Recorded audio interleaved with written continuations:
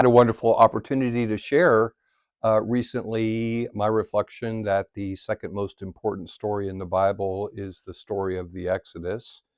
And the reason why I believe that that's true is because the events of the Exodus are an important sort of preview or prefigurement of life as a baptized Christian.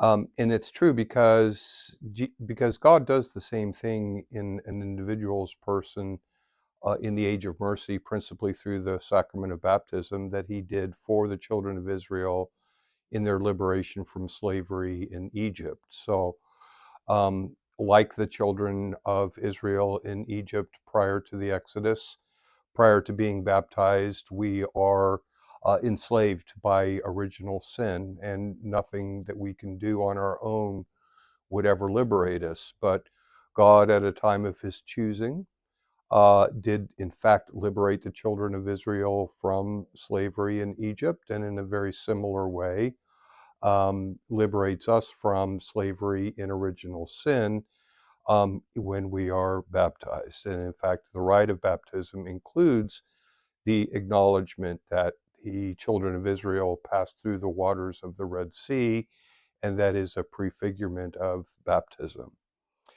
But perhaps even more significantly, consider what happened to the children of Israel even after they passed through the Red Sea and into the desert beyond.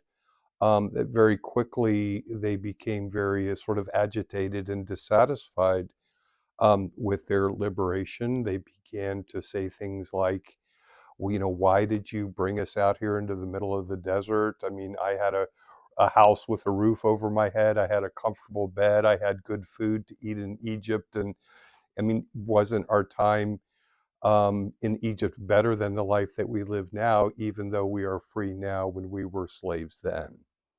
And I think we're all familiar with the fact that even after the fact of our baptism, the allure of sin and the allure of things of time and of the world remain present in our lives, and it can become difficult to shift our focus from the things of time and of the earth to the things of eternity and of heaven. Which kind of brings me around to the importance of this time in ordinary time.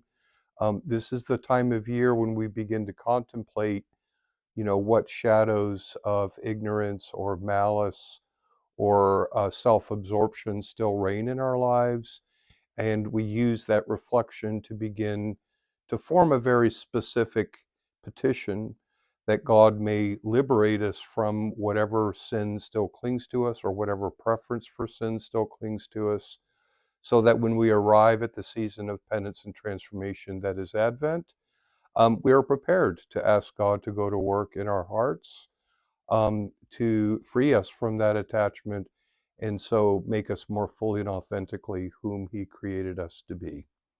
And so in these and all things, remember, God is who he says he is, you are who he says you are, and live the life that he made you to live.